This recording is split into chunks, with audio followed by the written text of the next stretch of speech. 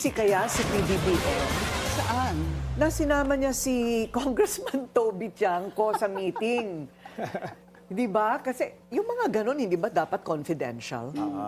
But maybe the way Congressman Tiangco thinks is that he has to be that transparent, right?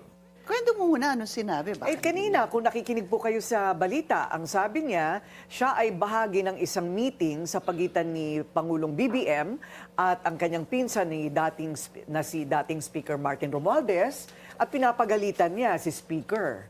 At tinatanong, ilan ba ang bahay mo sa Forbes? Gaano karaming caviar ba kung kayo'y kumain? Ilan ba ang sasakyan nyo? Diba? Eroplano. Eroplano, may mga ganon. Pero hindi na kinuwento ni Congressman Tiangco kung anong sagot.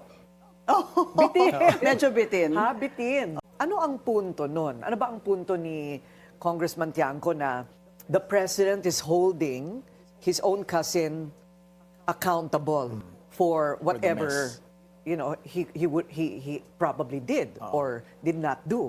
At saka nangyari itong usapan na to, nung House Speaker pa siya, ano? Oo, hindi ito recent. No. Marami kasi ang nag-iisip, nagtatanong, Pinky, ano ba ang relasyon ni PBBM kay Speaker Martin? I guess, that gives the public some kind of view of a sneak peek into their relationship. That the President also holds his own cousin accountable. I guess, yun ang pinapalabas si Congressman Toby. Pwera na lang kung sarsuela din yun. Kasi pwede ring acting yun, ha? Pero palagay mo hindi? Para ma-share ni Huwag mo Kong nang Toby sa atin. sagutin. Ha? Para ma-share ni Kong Toby sa atin, ano? Oo, hindi. Si Kong Toby ang makapagsasabi kung feeling niya Ay, fake. sarsuela ba yun, fake or totoo.